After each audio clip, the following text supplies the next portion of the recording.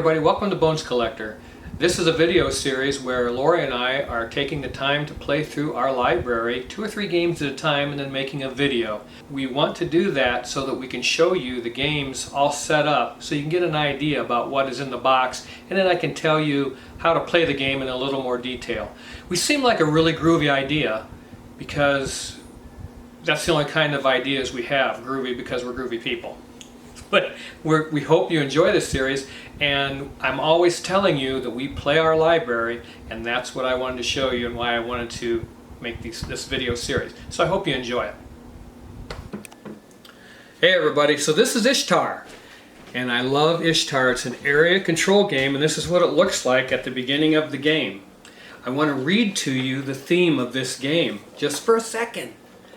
Legend has it that a long time ago, on a starless night, the Queen's gardener collapsed from exhaustion in the middle of the desert. He cried for hours. How could he grow anything in such an arid wasteland? One of his tears, however, passed through the sand to reach the other world. Goddess Ishtar, moved by the man's despair, collected his tear and sent it back to the surface, transforming it into a surging and inexhaustible water source. Eternally grateful, the gardener swore to do his best to create the most magnificent gardens of these lands. That's it. That's the theme of the game. That's why I love games like this. That's all the narrative I need to have a good time with a board game. So yeah, that's the theme of the game, and I love that. This game is by Bruno Cathala and Evan Singh. Now, Bruno Cathala, we also in our library have a couple of games by him. I think Yamatai and 5 Tribes. King Domino, hey, King Domino, great game. Little 15-minute tile laying affair. But this one here, Ishtar, is a wonderful game. But before I get started talking about the game itself, I want to show you what you get in this box. It costs $31.38 right now as we speak. I think this is the 23rd today? Yes. 23rd of May at 8:55 a.m. I just checked on my phone. And the insert in this box is wonderful, and it holds everything. It has a place for every shape of the tiles that you're going to place, a space for the cards, the modular board, a place for the 6 fountains that come with it, and your cup tiles, everything in its place. And the beauty of it is it comes punched. You don't have to punch a thing in this game. That's incredible. I really like that, and I really appreciate this is Yellow Games. Wow. My hat's off to Yellow Games for a magnificent production and good planning. I mean, how many times have you gotten a board game and the insert that they give you doesn't even work very well? This one, perfect, man. And I just wanted to take a minute and show you that. And then also you have these beautiful chunky wooden trees, these beautiful gems that populate the board, these colorful fountains that you're going to be trying to get control of by the way you lay tiles. Chunky your gardeners. You start off with 2 gardeners at the beginning of the game. They're on your player board, a thick player board. And the player board themselves, let me show it here real quick. Oh, here's one.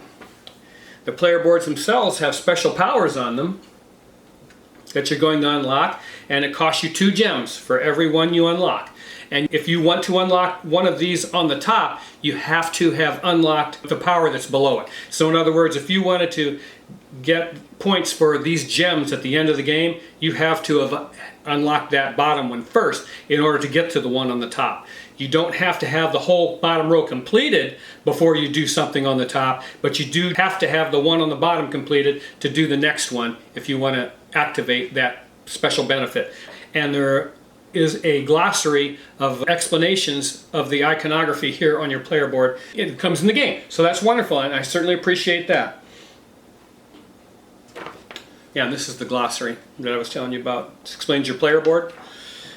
You start out the game with 1 purple gem, and here's the watering can that is on the market board here. And the first player will take a tile from anywhere on this board and start the watering can motion. Once they take a tile, they place the watering can where they took the tile, and the next player will move the watering can 1 space for free and take that tile, or they can pay gemstones to move further. And I'm going to tell you what, gemstones are so important in this game. You will really think hard about paying a gem to move farther on this carpet board. Gems are just so important to you, you don't want to let go of them. but I have spent a gem now and again, very rarely, to move one more space perhaps to get a specific tile. Each one of these tiles has flowers on them and grassy spaces. Some of them have all flowers, but they at least have one flower bed on them and any number of grassy spaces. And then they might have an icon, a special icon. This star icon means you can unlock one of these player powers on your player board, and the picture of a gardener you can see on that tile means that you can place a gardener on that tile once you've placed that tile. And then there are other tiles that have a question mark on them, and those tiles, when you place them, you can do either. You can unlock a special benefit on your player board if you have the resources, the gems to do so, or you can place a gardener if you have a gardener to place. There's only 4 gardeners available to you in the game. You start out with 2, and then you can unlock as a special power on your player board a benefit to get the other 2. So that is very important too, and a tough decision to make. Can you win the game without getting more gardeners? I think it's possible, but I haven't done it.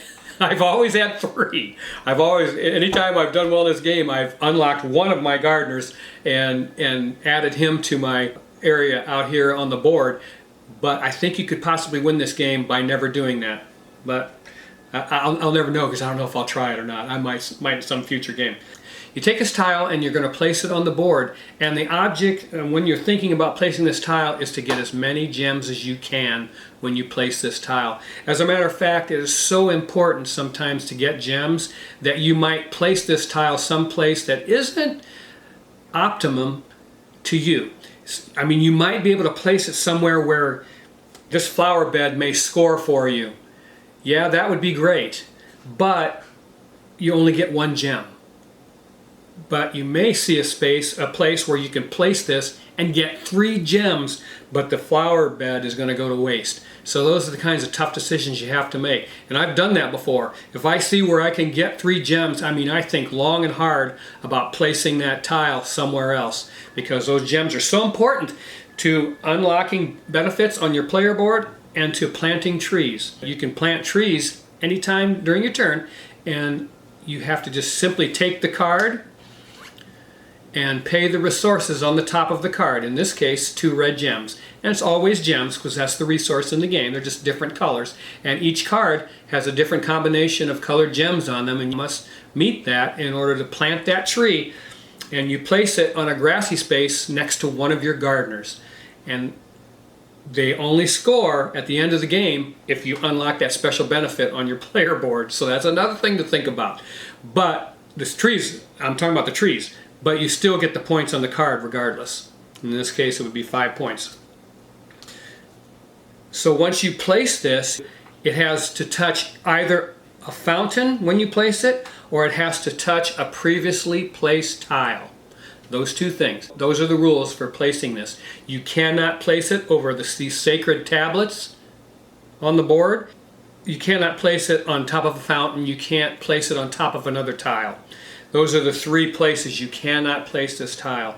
And you can score those sacred tablets, so that's another benefit on your player board that you might want to unlock, because any of your flower beds that are around one of those sacred tablets that you control, flower bed that you control, you can score 2 points at the end of the game. At the beginning of the game, these fountains have a lot of sand spaces around them, so you're not going to be able to get 3 gems when you place this.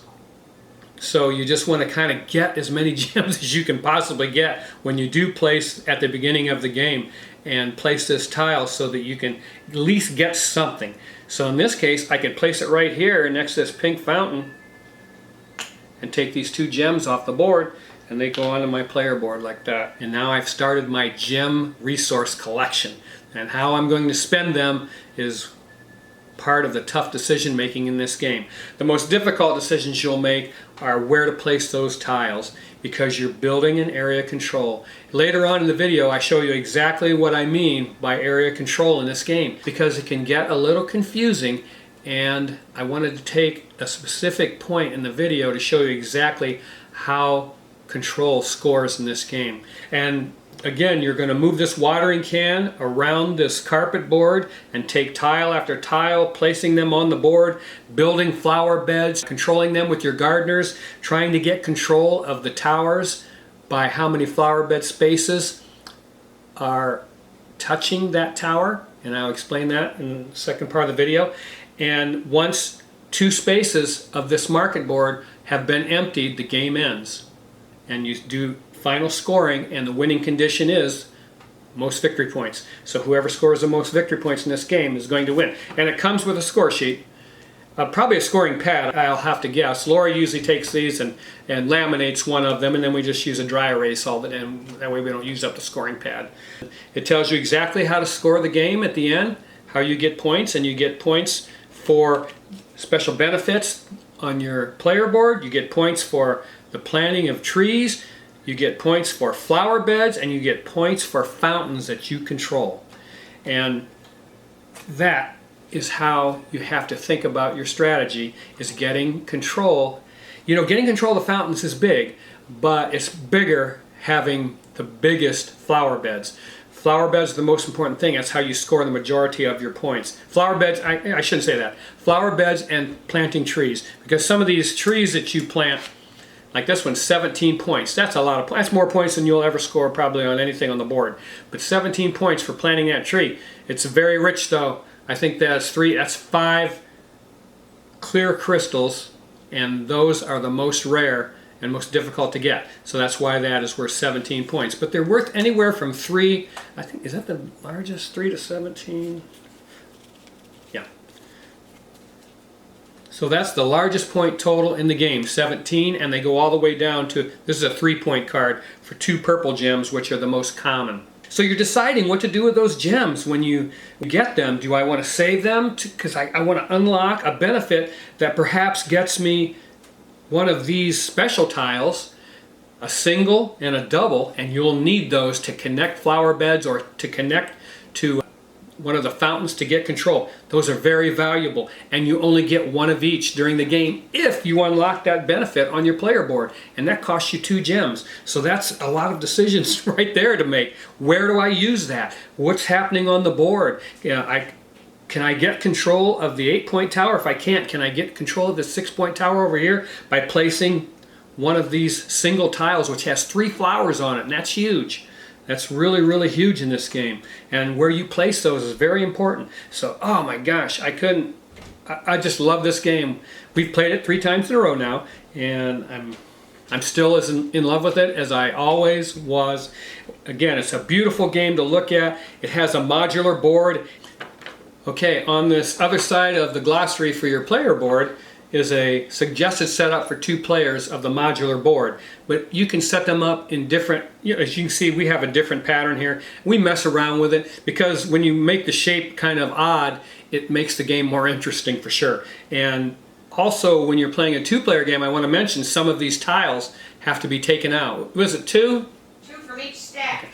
When you're setting up for a 2-player game, you have to take 2 tiles out of each one of these tile stacks for the game. Because if you don't, you're going to end up having tiles you can't place. You need to adjust the number of tiles by taking 2 out of each stack in order to not run into that problem where you have tiles you can't place. And it still might happen. I don't know. It's never happened to us, but it might happen where you have a tile you can't place. I don't know. It's never happened to us. But yeah, this is a beautifully designed, wonderful, thematic, area-controlled game. I mean, it's 2 to 4 players. But we play it only 2-player. I have not had the experience of playing it 4-player, but I wanted to tell you about it because we love it. Okay, so this is what Ishtar looks like at the end of the game, and I wanted to take the time to show you guys exactly what it looks like so that I can explain how the control works on these temples. These temple towers are awarded by their color, and they have specific point values. Now we've taken and putting little stickers on top that tell us and remind us how many points each color is worth. You don't have to do that. If you're younger, you can probably remember all that. But we put little stickers. We had them handy, and we put stickers on top. That, for instance, if the white is worth 8 and the purple 4 and this pink or orange is worth 6 points. So that way you know while you're playing a game exactly what points you're going for. but I wanted to show you how scoring these towers works. There's two specific terms you have to be familiar with, and they're very different. One is the word garden that they use in the rule book, and the word flower bed. Those are two completely different things. The difference between them is a garden is a line of contiguous tiles leaving the tower. A flower bed is a group of contiguous flower bed spaces. So in this instance, if you can see here, this yellow player has 1, 2, 3, 4, 5, 6, 7, 8, 9, 10 flower spaces attached to this tower worth 8 points. So he would have 8, his score would be 8 in control.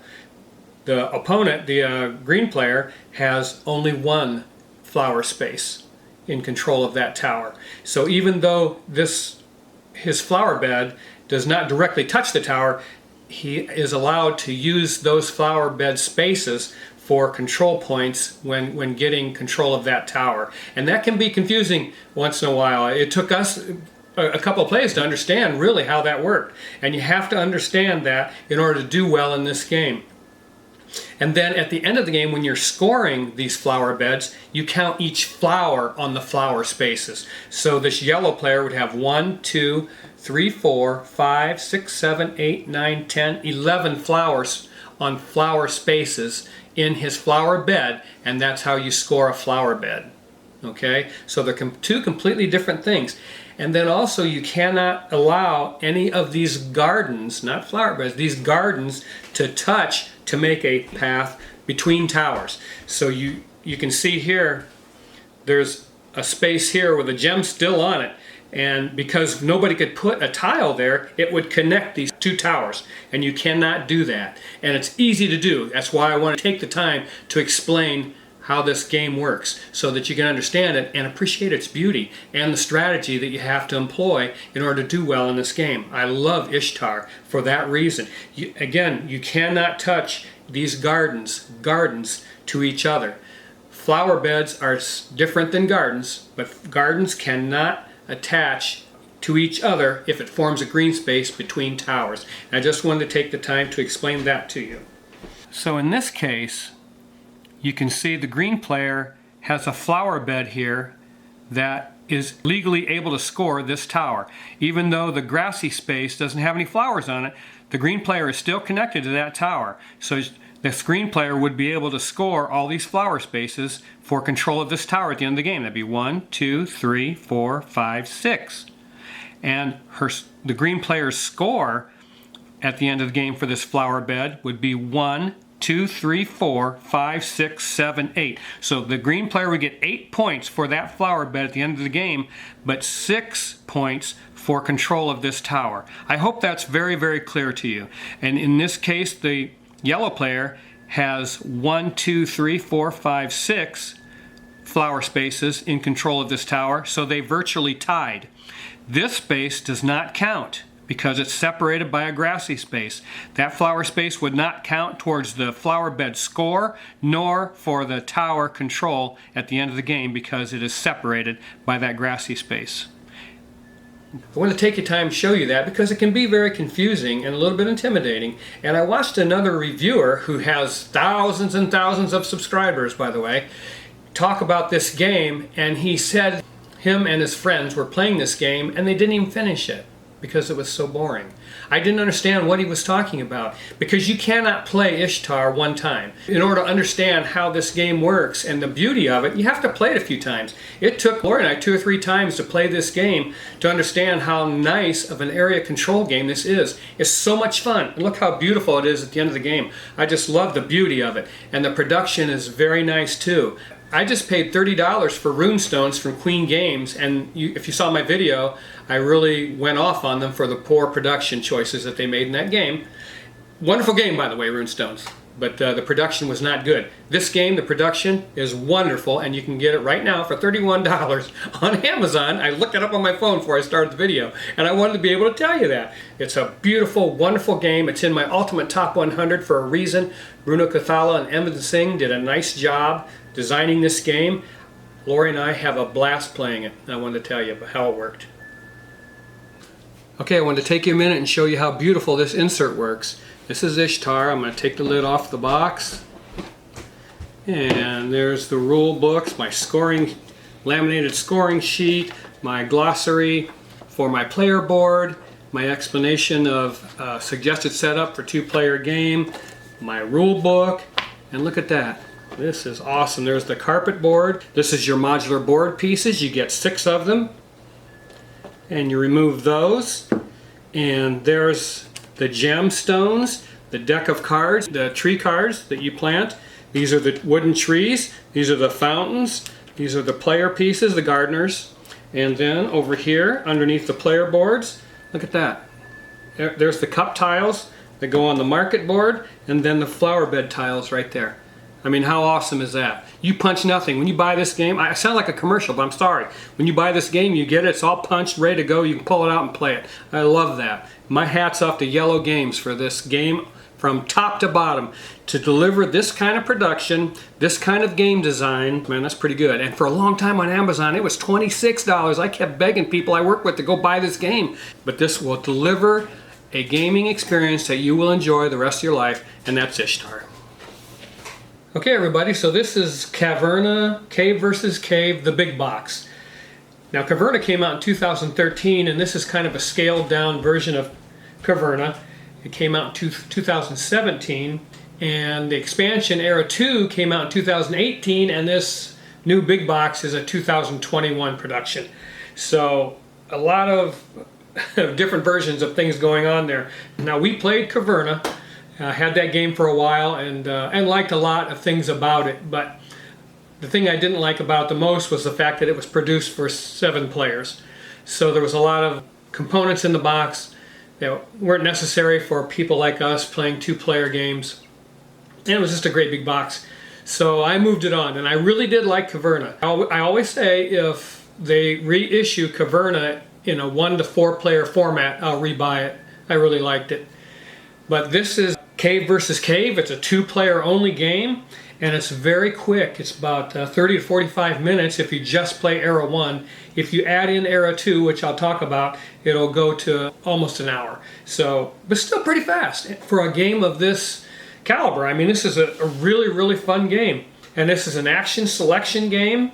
It's tile placement and resource management. You have a resource management board here. The winner is the one with the most victory points on their cave furnishings that are on your board and the number of gold pieces that you have. You add those together, and the one that has the most is the winner. And you can play this solo, which is pretty cool too. So simply in this game, you have this action selection board, and you have action tiles on this board, and you're going to select any one of these tiles that you want, depending on the round you're in. So if you are in the first 4 rounds, 1, 2, 3, 4, the first thing you do is turn over this tile to begin the game, and that gives you 5 action selection tiles to choose from. And you're only going to be able to choose 2. And that is indicated by, of course, the number on the back of the tile, and also by the number of dwarves on the part of the action board that you're using. So there's the picture of 2 dwarves, which you cannot see on the camera, I'm sure, but there's a picture of 2 dwarves on here. That means you're going to select 2 of these tiles. You'll take turns selecting these tiles, and you'll do the actions of whatever's on the tile. Very simple. And then as the game goes on, once everybody has done 2 actions, selected 2 action tiles, then the round is over. You put them back, the action tiles, and then you turn over another one. And this is going to go on for 8 rounds. And then once you get into these ones with a 3 on it, you'll get 3 picks at these action tiles. And then, of course, the last round, you get 4. You get to pick from 4 of these towards the end of the game. And that's when Era 1 has been completed. But you will simply be selecting these action tiles and doing what's on them. And you can excavate your board, your cave. This is your cave, how you start out, and you have all these face down tiles on it, and you have 1 cave entrance tile that you can activate using these action selection tiles, and then you have 1 open space where you can furnish if you wish to right away, if you have the ability to. Now, all these tiles that are on your cave have to be excavated with one of these action selection tiles, It has a pickaxe on it, and you have to take that action and excavate one of these tiles off your board, and then it simply goes into the market up here and is available for both players to choose to furnish their cave with if they want. And then once you have furnished some of these rooms in your cave with these buildings, whenever you choose one of these action selection tiles that has a orange square with a number in it, you can activate that orange building in your cave. In this instance, it would only be one activation. So when you select or when you furnish and complete one of these buildings and put it in your cave, you don't get to activate that just because you were able to spend the required resources necessary to furnish your cave. You have to wait and draw one of these action selection tiles in order to activate it. Later in the game, in round 2, you have another tile that has a square with 2 in it. You can activate 2 of the orange tiles in your cave. And in the third rounds, you have one, find it here, that has 3. An orange square with a 3 in it. So you can activate 3 of those tiles that you've furnished in your cave. And you want to do those because they give you resources for your resource board. It gives you gold, food for further furnishings as the game wears on. That's what some of the things you're going to be doing. You also have on each one of these tiles that you're going to try to build to put in your cave, there's a wall requirement. So you have to have certain wall configuration, and it tells you on the tile what the wall configuration requirement is so that you can put that in your cave. Some of them, as the game wears on, have to have 4 walls around it, so you have to make that configuration in your cave in order to furnish that particular room in your cave. So that's what you have to think about as you're playing this game. And balancing this resource board is part of it. You're going to keep an eye on the things that you need in order to furnish rooms, and you have to make room for those rooms. So you're going to be excavating as you go along and worrying about the configuration of the walls, and so you're going to have to select that action tile, and there's only one of these action tiles that gives you a wall. That one right there, it's the masonry. So that you have to select that, and you take turns going first. So if you really want to get some walls, you're going to be able to do it, or a wall, when you choose this action selection tile if you happen to be the first player. So you have to think about those things, and what you're trying to do in this game is build a synergy between these rooms that you're furnishing in your cave. So you're thinking about the things that you need and how to acquire them once you start activating these orange buildings. So in this case, you can spend an emmer, which is grain or wheat or whatever, but it's called emmer in the book. You can spend one of those to get 3 food, and you have to have food in order to build or furnish this into your cave. So that's very important. So you're thinking ahead about those types of things that you need and what you can do with those resources. And all these buildings have different benefits on them when you activate them. So you have to try to build that synergy, much like Glass Road and our Agricola, All Creatures Big and Small. Very similar to that, where you're trying to build that synergy between those tiles that you're choosing, and so that you can maximize your resources, your points on the buildings that you do furnish, and get the most points that you possibly can. And you do that for 8 rounds, add up the points that are on your buildings plus the number of gold that you have on your resource board, and that's the winner of the game. Now as the game goes on, it has one of these extra room tiles. If you are the first person to furnish enough rooms in your cave to have filled in all the spaces, you can take this and have an extra place to put a room. I didn't have any problems worrying about that. I wasn't even close. I think I only had 6 rooms maybe furnished by the end of the game, and Lori won the game 49-41, so I don't know how those scores compare with yours. If you guys score a lot higher than that. We have only played this game twice. We played it once at a convention, and we liked the game a lot. I really liked it, probably more than she did, but she liked it. But this resource board, I understand, was a little smaller in the original game. I couldn't remember that because it's been like years since we played it.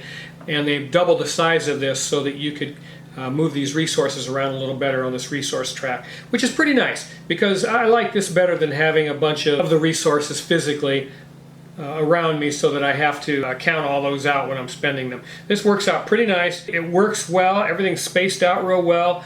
And I'll talk about in Era 2 that's going to change that a little bit. So that's one of the physical changes they made in the game. But it says right in the rule book they made no rule changes. So if you liked Cave versus Cave, you'll probably like this big box. It has the expansion in it also. And I really like it. And when the game is completed, you simply take this last piece of this action board out and put this new one in for Era 2. And then you have 21 new room tiles that are going to be available. And you have 4 new action tiles that are going to be available. And every round in Era 2 you will take 4 actions. You get to choose 4 of these action selection tiles. And that's going to be pretty cool because the game's going to accelerate. And I think I really like that. I have not played the Era 2. I wanted to get this video done for a special reason, and that's because right now on Amazon this game is $26.99, which is fairly inexpensive, I think, for this board game. This is May 24th, Tuesday, and if you, I don't know how long it's going to be that price, but I checked all over, and that's as cheap as you can find this game. So if you don't have this, for whatever reason, maybe you've been curious about it or been wanting it, it's very inexpensive right now. And then also when you get into Era 2, not only do you add and change that action board, but you also add on to your cave with this extension, and it goes right here on your board, and it makes your cave bigger. It changes the entrance to the cave, and you can see footprints here. It's pretty cool. You can see the footprints here that lead in the new entrance, and that's pretty neat. And then you're going to have 21 new tiles. Some of them will fill up your new cave space so that you have to excavate in order to place new tiles available to both players in the market. So that's the way that works, and that's all that really does. It just, again, I can see that because you're getting 4 actions, you're selecting 4 tiles per turn, per round, you're really going to be making things happen and doing a lot more. So I can't wait to play that Era 2. But I want to tell you about this again because I hustled through it. We got it in the mail yesterday and set it up. I played this game one time, played it one time at a convention, one time just now, and I really, really like it. There were some things in Caverna again that I didn't care for, and one of them was the components that were in the box, and the size of the box itself was just too much. So I like this much better, and we love Uwe's smaller games better than his larger games. For us, that's just for us. And we played a lot of Le Havre, and we moved that game on. We played Caverna, moved that game on. Agricola, we moved that game on. Gates of Loyang, Glass Road. We moved all the only Newsfjord, moved that one on. Fields of Arla, I moved that on. Feast for Odin, played that a lot, moved that on. And the only ones we kept are Uwe's smaller games. We really love this Caverna versus Cave. We love Agricola, All Creatures Big and Small, Cottage Garden, Nova Luna. Okay. Patchwork is another one that we kept that we absolutely adore and love. And then the only of all the big box games that Uwe's done, and I don't know if you'd call this a big box game, but Mercator is the only one that we hung on to. So we like his scaled down games more than the big box games because we like to sit at the gaming table for 30 minutes to an hour and play games and think hard. And this game's going to make you think hard because, again, you're trying to weave the synergy of these tiles to maximize what you're trying to produce, to maximize that strategy to get as many points as you can by the end of the game. So you're really thinking hard when you're selecting these action tiles. It's very tough decisions.